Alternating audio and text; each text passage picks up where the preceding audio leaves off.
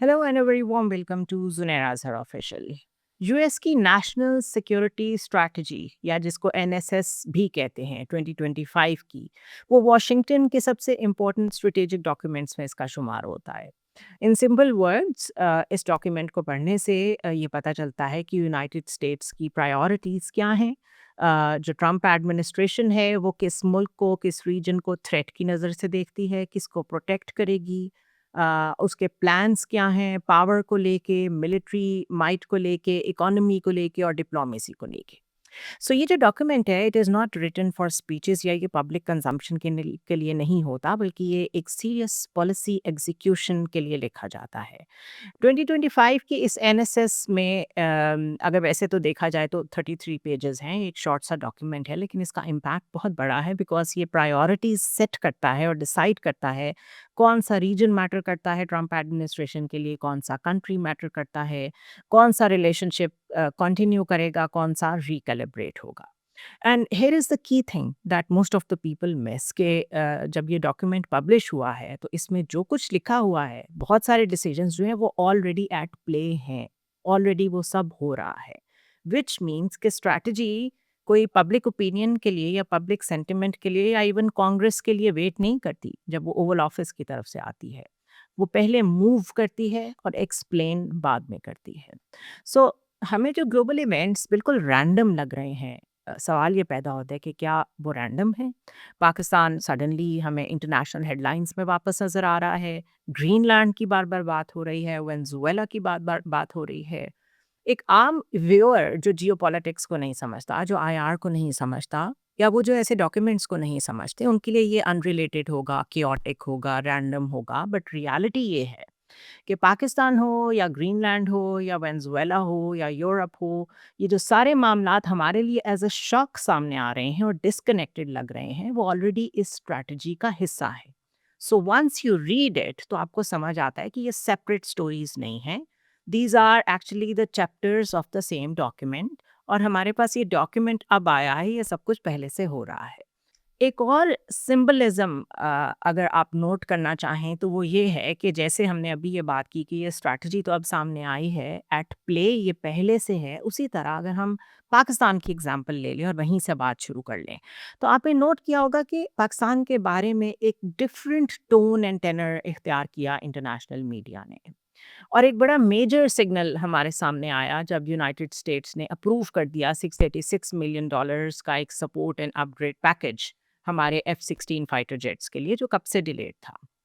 This is widely reported internationally और discuss हो रहा है। रॉयटर्स ने, ब्लूमबर्ग ने, वॉशिंगटन पोस्ट ने, तकरीबन सब ने इस पे लिखा है कि this is a very strong signal कि सिर्फ बातें नहीं हो रही, वाकई पाकिस्तान की तरफ जो रवैया है प्रेसिडेंट ट्रंप की एडमिनिस्ट्रेशन का वो मुख्तलिफ है, डिफरेंट है। और ये सिर्फ किसी एक एयरक्राफ्ट के बारे में नहीं है। It is about the diplomatic language being changing as compare to जो बाइडेन एडमिनिस्ट्रेशन के दौर में हो रहा था। मिलिट्री कोऑपरेशन एक बहुत बड़ा पॉलिटिकल सिग्नल होता है। और अगर आप कमेंट्री देखें यूएस मीडिया की, वॉशिंगटन टाइम्स में एक ओपिनियन आया है, ब्रिगेडियर जनरल मार्क किमेट उनका नाम है जिन्होंने लिखा है, और वो एक डिफेंस एनालिस्ट हैं। उनका ये कहना कि ये सरप्राइजिंग पॉलिसी टर्न जो पाकिस्तान की तरफ हमें देखने को मिल रहा है, ओपनली सजेस्ट करता है कि वॉशिंगटन की अप्रोच जो है वो साउथ एशिया में पाकिस्तान को लेके चेंज हो रही है। इसी तरह व्हाइल आई वाज रीडिंग तो डिफरेंट न्यूज़ आउटलेट्स जो हैं वो तकरीबन इस तरह की ही सिग्नलिंग कर रहे हैं। वॉशिंगटन पोस्ट फॉर एग्जांपल, उसने हाईलाइट किया कि जो पाकिस्तान का इंटरनल पावर स्ट्रक्चर है वो जिस तरीके से कंसोलिडेट हो रहा है और उसमें जो सेंट्रल रोल ऑफ मिलिट्री है वो फैक्टर्ड इन है इनटू वॉशिंगटन्स पॉलिसी, और उसकी जो स्ट्रेटेजिक कैलकुलेशंस हैं उसका वो ऑलरेडी हिस्सा है। पाकिस्तान की अगर आप प्रीवियस प्रोजेक्शन देखें in the western media outlets तो वो बड़ी बाइनरी सी होती थी। या हम डेमोक्रेटिक होते थे, वहाँ पे डेमोक्रेटिक गवर्नमेंट जब होती थी तो हमें कहा जाता था ठीक ठीक है डेमोक्रेसी है, लेकिन फिर भी freedom of speech, human rights के हवाले से हमारे ऊपर क्वेश्चंस उठते रहते थे। उसके बाद जब अथॉरिटेरियन दौर आता था उसमें भी हमने देखा है कि डिक्टेटरशिप के साथ भी यूएस चलता था। जो वॉर ऑन टेरर है उस टाइम में जब प्रेसिडेंट मुशर्रफ थे तो उनको उस डिक्टेटरशिप से भी कोई प्रॉब्लम नहीं थी। तो अब ये जो स्ट्रैटेजी सामने आई है इसमें ये बात फैक्टर्ड इन है। और मैं ये बहुत ज़ोर दे के कह रही हूँ कि पाकिस्तान की जो इनर प्रॉब्लम्स हैं, उससे वॉशिंगटन को कोई लेना-देना नहीं है। As long as we serve the interest of the greater design of US. So हमें वो जो एक डायरेक्ट इंटरवेंशन नज़र आती थी यूएस की पाकिस्तान के इनर मैटर्स में, वो आपको शायद नज़र नहीं आएगी। कांग्रेस की तरफ से कोई एक रेज़ोल्यूशन आ जाए, अगर कोई कांग्रेसमैन बैठ के कोई डॉक्यूमेंट साइन कर दें, कोई एक आधा बयान आ जाए, आपको इंटरव्यूज़ सुनने को मिल जाएँ, अगर इस वक़्त जो प्रॉब्लम चल रही है इमरान खान को लेके, तो ये जो एनएसएस डॉक्यूमेंट है वो ये बताता है कि हमारी ग्रेटर स्ट्रैटेजी का उससे कोई ताल्लुक नहीं है, और ये बहुत इम्पोर्टेंट डिस्टिंक्शन है जिसको ड्रॉ करना ज़रूरी है। Now let's connect this directly to the NSS logic के why Pakistan has entered a new strategic frame. एकदम से ये चेंज क्यों आया है? So this language in the document is very important, which says कि NSS 2025 is very clear about one thing, कि United States prioritize करेगा अपने कोर इंटरेस्ट को। आइडियोलॉजिकली वहाँ क्या हो रहा है, डेमोक्रेसी का वहाँ क्या हो रहा है, फ्रेंडशिप जैसे वर्ड्स ये मैटर नहीं करेगा। मजीद इस डॉक्यूमेंट में रिपीटेडली एम्फेसाइज किया गया है कि हम सिलेक्टिव इंगेजमेंट करेंगे, यानी कि जहां हमें ज़रूरत पड़ेगी, जहां हमें सूट करता होगा। सिक्योरिटी कोऑपरेशन भी वहां करेंगे जहां पे यूएस इंटरेस्ट सर्व करते होंगे। और इकोनॉमिक एंड ज्योग्राफी रियलिज्म में वो बिलीव करते हैं, यानी इकोनॉमी को लेके भी अगर वो हमसे इंगेज कर रहे हैं, तो ये क्लियरली उन्होंने बताया है कि अगर उससे हमें फ़ायदा हो रहा होगा, अगर उससे यूएस को फ़ायदा हो रहा होगा, तो हम इंगेज करेंगे। अगर जियोपॉलिटिकल मामलात हैं, तो भी अगर उसमें core interest of US involve हैं, तो हम उसमें इंगेज करेंगे। सो पाकिस्तान इस लॉजिक में फिट कैसे होता है? 3 रीज़न्स हैं in my opinion. Number 1 is geography. We all know कि we are sitting at the intersection of South Asia, Afghanistan, China का जो वेस्टर्न फ्लैंक है, गल्फ के सिक्योरिटी ज़ोन्स हैं, तो ज्योग्राफी को अगर ले लें तो Pakistan is very relevant. Secondly, अगर सिक्योरिटी एक्सेस की बात करें, तो जिन-जिन रीजन्स से टेररिज्म की थ्रेट है, या जहाँ-जहाँ प्रॉक्सीज़ ऑपरेट कर रही हैं, वहाँ पे जो काउंटर टेररिज्म इंटेलिजेंस है, उस कोऑपरेशन में Pakistan remains operationally very valuable for Washington. हमारे बगैर अगर बूट्स ऑन ग्राउंड नहीं हैं, तो पाकिस्तान के बगैर वाशिंगटन ऑपरेट नहीं कर सकता। एंड थर्ड सिग्नलिंग, जो F-16 का डिसीजन है, रॉयटर्स कहता है कि इसको कोई सिंबॉलिक ना समझे। It is a calculated move indicating कि ये एक रिन्यूड एंगेजमेंट है, और ये इंडिया को भी मैसेज है, और ये इस पूरे रीजन में आज तक की जो पॉलिसीज़ थीं, जिसमें मैंने हमेशा कहा है कि एशिया पैसिफिक की वजह से एक बड़ा रिन्यूड, एक एलिवेटेड पोस्चर इंडिया को दिया जाता था, that is brought to an equilibrium, कि अब पाकिस्तान के साथ भी एक रिन्यूड इंगेजमेंट है। सो ये कोई इमोशनल इंगेजमेंट नहीं है, कोई लव लॉस नहीं है फॉर पाकिस्तान।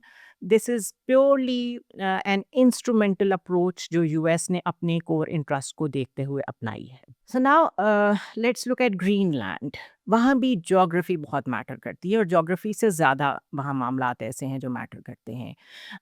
ग्रीनलैंड क्योंकि पाकिस्तान में कोई हमारे कोर इंटरेस्ट का कंट्री नहीं है, हमने इसे कभी अपनी हेडलाइंस में नहीं देखा, तो हमारे लिए ये बड़ी ऑड हेडलाइन थी कि एकदम से अपने ऑफिस में आते ही बार बार ग्रीनलैंड का तस्करा किया प्रेसिडेंट ट्रंप ने कि हम उसको ख़रीद लेंगे।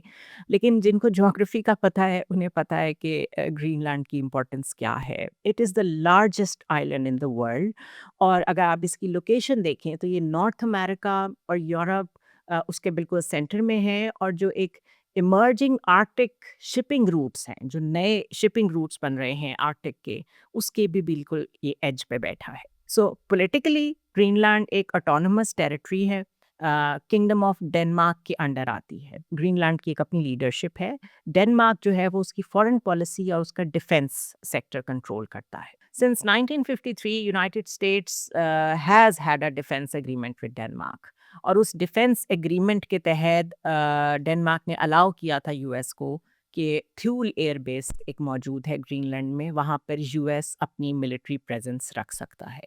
तो मिलिटरली यूएस ग्रीनलैंड में ऑलरेडी मौजूद है 1953 से। This is not new. What is new is the competition in the Arctic zone. उस रीजन में आइस बहुत तेज़ी से मेल्ट हो रही है, नए शिपिंग रूट्स जो हैं वो ओपन हो रहे हैं, रेयर अर्थ मिनरल्स जो हैं वो असेंशियल हैं, हम सब जानते हैं, for modern weapons, electronics, and green technology, तो उसके लिए ये बहुत रिच एरिया है, बहुत रिच रीजन है। This is why Greenland has become strategically very sensitive. जब डोनाल्ड ट्रंप ने ग्रीनलैंड को ख़रीदने की बात की थी, तो डेनमार्क ने और लीडरशिप ऑफ ग्रीनलैंड सब ने कहा था कि ये हमारी सॉवरेंटी पे अटैक है। Greenland is not a joke, it is a front line geography in the future greater power competition. और ये बात ट्रंप बहुत अच्छी तरह समझते हैं, इसीलिए उनका एम्फेसिस पॉइंट शुरू दिन से बार बार ग्रीनलैंड पे आता है। सो एनएसएस की लॉजिक से आपने अंडरस्टैंड किया कि पाकिस्तान में इतना रिन्यूड इंटरेस्ट क्यों है। उसी लॉजिक से आपने देखा ग्रीनलैंड इम्पोर्टेंट क्यों है। नाउ लेट्स अंडरस्टैंड कि वेनेजुएला का क्या मसला है और ये वेस्टर्न हेमिस्फेयर में इतना सेंटिमेंट एकदम से इन्वॉल्व जो हुआ है यूएस का, उसके पीछे क्या लॉजिक है। जब हम वेस्टर्न हेमिस्फेयर की बात करते हैं तो सबसे पहले ये जहन में रखें कि हम north America, central America, south America, यानी इनको अमेरिकाज भी कहते हैं, और करीबियन की बात कर रहे हैं। ये वो रीजन है जो ज्योग्राफिकली बहुत क्लोज है to United States, in the closest proximity of US.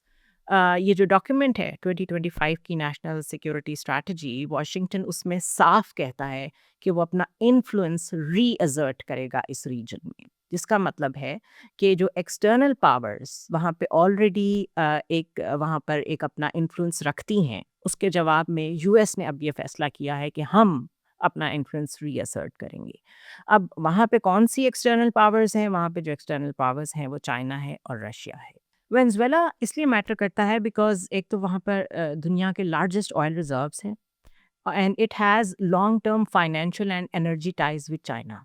और ये चीज़ रिप्रेजेंट करती है एक्सटर्नल इन्फ्लुएंस एक ऐसे एरिया में, एक ऐसी टेरिटरी में जो यूएस के बहुत क्लोज है। आप यूँ समझें कि it is the backyard of US, और वहाँ पे यूएस का इन्फ्लुएंस ना हो, वहाँ पे चाइना और रशिया का इन्फ्लुएंस हो, तो that is something what is bothering US. तो US pressure on Venezuela is not about ideology. इनको वहाँ कम्युनिज्म से या मडूरो की जो गवर्नमेंट है वो कितनी अथॉरिटेरियन है उससे कोई लेना देना नहीं है। It is simply about denying strategic leverage to the rivals like China and Russia. Now, NSS document India के बारे में क्या कहता है, वो क्लियरली वही पॉलिसी रखता है जो बाइडेन एडमिनिस्ट्रेशन की थी, यानी कि यहाँ पर जो पार्टनरशिप है इंडिया के साथ इस रीजन में, वो एशिया पैसिफिक के लेंस से है, और वो उसको मजबूत करना चाहते हैं थ्रू फोरम्स लाइक क्वाड। और इंडिया को जो पोजीशन दी गई है वो एक रीजनल सिक्योरिटी कंट्रीब्यूटर की है और एक काउंटर वेट टू चाइना है इन द एशिया पैसिफिक। और ये बात मैं कई दफ़ा डिस्कस कर चुकी हूँ अपने वीलॉग्स में। यही वो परमिसिविज्म है, यही वो काउंटर वेट स्ट्रैटेजी है जिसका फ़ायदा उठा के इंडिया ये समझता है कि वो इस रीजन में जो मर्जी कर ले। So this policy of US जो उसने अपनी 2025 में भी रिन्यू की है, that becomes a problem for this region, in particular for Pakistan and China. अब यहाँ पे बैलेंसिंग एक्ट कैसे आया है इस रीजन में, फ़र्क क्या पड़ा है बाइडेन एडमिनिस्ट्रेशन और ट्रंप एडमिनिस्ट्रेशन के इस डॉक्यूमेंट में। फ़र्क वहाँ पड़ा है जहाँ पे अब वो एक आइसोलेशन में, एक बाइनरी लेंस से पाकिस्तान को नहीं देख रहे, बल्कि उन्होंने कहा है, साफ कहा है कि जहाँ जहाँ हमें ज़रूरत पड़ेगी हम इंगेज करेंगे पाकिस्तान के साथ। जो बाइडेन एडमिनिस्ट्रेशन में पॉलिसी थी उसमें पाकिस्तान के साथ ज़ीरो इंगेजमेंट थी। सो यहाँ पर एक स्टेबलाइजिंग फैक्टर हमें अपने रीजन में मिलता है, थोड़ा सा बैलेंसिंग एक्ट मिलता है, लेकिन इंडिया का रोल वही है जो पहले था। ना लेट्स अंडरस्टैंड कि चाइनीज टेक क्या है ग्रीनलैंड वेनेजुएला को लेके। और अगर इसको थोड़ा सा हम बॉटम्स अप अप्रोच के साथ समझें, यानी कि आप इसको रिवर्स में समझने की कोशिश करें कि ये जो रिस्पॉन्स आया है ग्रीनलैंड की तरफ, वेनेजुएला की तरफ, एकदम से वेस्टर्न हेमिस्फेयर की जो बात होने शुरू हो गई है कि हम अपने बैकयार्ड में रीअसर्ट करेंगे अपना इन्फ्लुएंस, वो क्यों हुआ है? वो ऑफ कोर्स चाइना की वजह से हुआ है। सो अगर आप अक्रॉस द ग्लोब देखें तो all the actions of US जो कि वो एक्सप्लेन भी कर रहा है इस डॉक्यूमेंट में, वो चाइना ड्रिवन है। वो चाइना की वजह से ही उस रीजन में भी अपना इन्फ्लुएंस रखना चाह रहे हैं जो कि उनका बैकयार्ड है। वो चाइना की वजह से ही ग्रीनलैंड में आ रहे हैं जहाँ पे नए सी राउट्स बन रहे हैं। और ये सारा जो ट्रिगर पॉइंट है यूएस रिस्पॉन्स का, वो चाइना ही है। Now how does China looks at it? China अपने आप को डिस्क्राइब करता है as a near Arctic state. अब जब वो नियर का वर्ड यूज़ कर रहा है तो लेट्स क्लैरिफाई इट कि इसका मतलब कोई प्रॉक्सिमिटी नहीं है या इसका मतलब कोई डिस्टेंस नहीं है, इसका मतलब ज्योग्राफी नहीं है। इसका मतलब है relevance, strategic relevance. Modern geopolitics में रेलेवेंस जो है it is no longer defined only by borders के कौन किसके कितने करीब है। It is defined by the trade routes, supply chains को कौन कंट्रोल कर रहा है, रिसोर्सेज तक एक्सेस किसकी है। और ये सब हम जानते हैं कि सप्लाई चेन के मामले में जो सबसे बड़ी थ्रेट इस वक्त यूएस को है वो चाइना की वजह से है। सो इस लॉजिक से चाइना जो है वो इस अपने आप को नियर आर्कटिक कंसिडर करता है। इसीलिए अगर इस नियर आर्कटिक आर्ग्यूमेंट को जो चाइना दे रहा है उसको आर्ग्यू करने की कोशिश करें तो वो डायरेक्टली जुड़ा है शिपिंग रूट से जो फ्यूचर में बनने जा रहे हैं। मैंने पहले बताया आर्कटिक बिल्कुल वहाँ पे बर्फ़ है, वो बर्फ़ अब पिघल रही है, बहुत तेज़ी से पिघल रही है, वहाँ पे नई सी लेन्स बन रही हैं और ऐसे रूट्स क्रिएट हो रहे हैं जो ज़्यादा वायबल हैं, स्पेशली जो नॉर्दर्न सी रूट्स हैं along the Russia's Arctic coast. For China, these routes are strategically very important. Why? Because they reduce the shipping time between Asia and Europe by up to one third. इतना कम फासला रह जाएगा अगर इन roots तक access मिल जाए China को। Malacca strait और Swiss canal पे जो डिपेंडेंस है, जो चोक पॉइंट्स हैं वो चाइना की कम हो जाएगी और इसी तरह जो यूएस का नेवल डोमिनेंस है in the traditional sea lanes वो भी कम होगा। सो चाइना इसको फ्रेम करता है as part of its long term trade strategy. In other words, जब चाइना अपने आप को नियर आर्कटिक कहता है तो उसका मतलब है close to future global trade arteries. अब इसी से जुड़ा है मिनरल्स और एनर्जी का आर्ग्यूमेंट। आर्कटिक रीजन में बहुत ज़्यादा रेयर अर्थ मिनरल्स मौजूद हैं, ऑयल एंड गैस रिजर्व्स हैं, स्ट्रेटेजिक मेटल्स जो कि डिफेंस सेक्टर में यूज़ होती हैं, बैटरीज में यूज़ होती हैं, ग्रीन टेक्नोलॉजीज़ में यूज़ होंगी, वो सब वहाँ पे बहुत ज़्यादा मौजूद हैं और अनटैप्ड हैं कम्प्लीटली बिकॉज अभी तक वहाँ तक कोई पहुँच ही नहीं पाया। चाइना का इंटरेस्ट उसकी किसी ओनरशिप में नहीं है। वो नहीं चाहता कि जिस तरह वहाँ पे यूएस ने अपनी मिलिट्री प्रेजेंस रखी हुई है, वो यहाँ पर अपनी प्रेजेंस रखे, उसको सिर्फ एक्सेस चाहिए। So what China wants is investment opportunities, long term extraction partnerships उसकी हो जाए अगर वहाँ के लोकल्स के साथ, और एक इन्फ्लुएंस वो अपना मेंटेन रख सके ओवर द सप्लाई चेन्स जो कि कनेक्टेड हैं टू आर्कटिक रिसोर्सेज। इससे आपको समझ आएगा कि चाइना का इंटरेस्ट ग्रीनलैंड के मिनरल सेक्टर में और आर्कटिक के इंफ्रास्ट्रक्चर प्रोजेक्ट्स में है और इसी वजह से इन प्रोजेक्ट्स को रोकने के लिए ही यूएस का इंटरेस्ट स्ट्रेटेजिकली इस डॉक्यूमेंट के मुताबिक ग्रीनलैंड और आर्कटिक में बहुत ज़्यादा है। इसीलिए अगर आप ये नेशनल सिक्योरिटी स्ट्रैटेजी को पढ़ें तो इसमें आर्कटिक सिक्योरिटी को बहुत ज़्यादा अहमियत दी गई है और चाइना का बार बार जिक्र है जहाँ जहाँ Russian presence in Arctic discussions आई है। So now let's look at Middle East, Iran and Afghanistan के ये जो नेशनल सिक्योरिटी स्ट्रैटेजी है, ये इन एरियाज़ को, इन रीजन्स को कैसे देख रही है। According to this document, Middle East एक ऐसा रीजन है जिसको मैनेज किया जाएगा, कंटेन किया जाएगा और वहाँ वर्ड यूज़ हुआ है इंसुलेट किया जाएगा rather than transforming it. Gaza की बात की गई है एज अ ट्रिगर पॉइंट और रीजनल इंस्टेबिलिटी की बात की गई है कि वो उसकी वजह से हो रही है और उसमें एस्केलेशन नहीं आनी चाहिए। लेकिन कहीं भी इस मामले को हल कैसे करना है, पैलेस्टीनियन स्टेटहुड का कोई जिक्र नहीं है, ह्यूमैनिटेरियन क्राइसिस को कैसे मैनेज करना है उसका कोई जिक्र नहीं है। ये याद रखें कि ये जो इंसुलेट करने का वर्ड जहाँ भी आ जाए वहाँ पे उसका मकसद ये होता है कि इस बहरान को या वो जो प्रॉब्लम है उस प्रॉब्लम को तो बरकरार रखना है क्योंकि जाहिर है उससे किसी को फ़ायदा हो रहा है, उस कॉन्फ्लिक्ट से किसी को फ़ायदा हो रहा है। लेकिन while you are maintaining it, आप हीट और मोमेंटम उसका चलने दे रहे हैं, बल्कि उसको ट्रिगर भी करते हैं जब ज़रूरत पड़ती है, लेकिन उसको इतना ज़्यादा ट्रिगर नहीं करना कि वो आपके हाथ से निकल जाए, वो एक फुल फ्लेज वॉर में कन्वर्ट हो जाए, इतना ज़्यादा डिस्टेबलाइज हो जाए कि आपके जो बाकी स्ट्रेटेजिक डिज़ाइंस हैं दुनिया में अक्रॉस द ग्लोब वो डिस्टर्ब हो जाएं और आपको सारा फोकस इधर लाना पड़े, आपको बूट्स ऑन द ग्राउंड लाने पड़े, आपको किसी वॉर में एक्टिवली इंगेज होना पड़े। सो गाज़ा का बिल्कुल क्लियर वर्ड्स में जो मुझे समझ आई है वो जिक्र यही है कि जिस हद तक ये प्रॉब्लम, जब तक जिस तरह आपने इंडिया को परमिशन दी हुई है कि अपने रीजन में जो मर्ज़ी करें बांग्लादेश के साथ और बाकी नेबरहुड के साथ, एज़ लॉन्ग एज़ जो चाइना के लिए हमने आपको टास्क दिया हुआ है उस रीजन में, एशिया पैसिफिक के लिए आप उसको डिलीवर करते रहें। तो इसी तरह इज़राइल गाज़ा को, मिडल ईस्ट को लेके जो मर्ज़ी करता रहे, एज़ लॉन्ग एज़ वो इतना ज़्यादा एक्सट्रैक्ट ना कर ले यूएस को, अपनी जानिब पुल ना कर ले कि यूएस के जो और मसाइल हैं, चाइना को लेके, वेस्टर्न हेमिस्फेयर में एंड एल्सवेयर, वो डिस्टर्ब हो जाए। ईरान की तरफ जो अप्रोच है वो भी कंटेनमेंट की है, डेटरेंस की है, रजीम चेंज का कहीं ज़िक्र नहीं है, बहुत मुख्तसर ज़िक्र किया गया है। और ये जो जानबूझ के, जब आप याद रखें कि इतना अगर कॉम्प्रिहेंसिव डॉक्यूमेंट है, हर रीजन को टच कर रहा है और एक बहुत इम्पोर्टेंट आपका कंपोनेंट उसमें मिसिंग हो या उसका बिल्कुल सरसरी ज़िक्र हो, तो वो भी इंटेंशनल होता है। ज़ाहिर है हर स्ट्रैटेजी तो बताई नहीं जा सकती। सो रजीम चेंज का अगर वहाँ ज़िक्र नहीं है तो ज़रूरी नहीं है कि रजीम चेंज ऑन कार्ड्स नहीं है, क्योंकि वी ऑल नो कि when it comes to Iran, when it comes to Israel, और हमने जो माजी में देखा तो प्रेसिडेंट ट्रंप ने तो बॉम्बर्स भी भेज दिए थे, ईरान के ऊपर अटैक भी कर दिया था। सो इसको जानबूझ के फ्लूइड रखा गया है और थोड़ा सा खामोश अपना एंगल रखा गया है when it comes to Iran. Afghanistan को लेके भी स्ट्रेटेजिक इंसुलेशन की बात की गई है। ओपन एंडेड कोई वॉर नहीं होगी, और जिस हद तक जहाँ ज़रूरत पड़ेगी काउंटर टेररिज्म के मैकेनिज़्म से और स्ट्रेटेजिक डिज़ाइन में जहाँ जिस रोल की पाकिस्तान से ज़रूरत पड़ेगी उसको यूज़ करके, वहाँ को जो रिस्क है जो कि हार्बर हो रहा है वहाँ पे टेररिज्म इतना ज़्यादा, और आईएसके हो, आईसिस हो, जितना भी स्पिल ओवर मिडल ईस्ट से वहाँ आके टेररिस्ट का और मिलिटेंट्स का इकट्ठा हो रहा है, उसको डी रिस्क कैसे करना है उस पे फोकस होगा। एक्टिव वॉर में इंगेजमेंट नहीं होगी। सो ये एनएसएस 2025 का क्रक्स था जो मैंने आपके सामने रखा है। इट इज़ वेरी डिफ़िकल्ट, इतना कॉम्प्रिहेंसिव डॉक्यूमेंट उसको आसान अल्फाज में बयान करना, इट्स नॉट ईजी।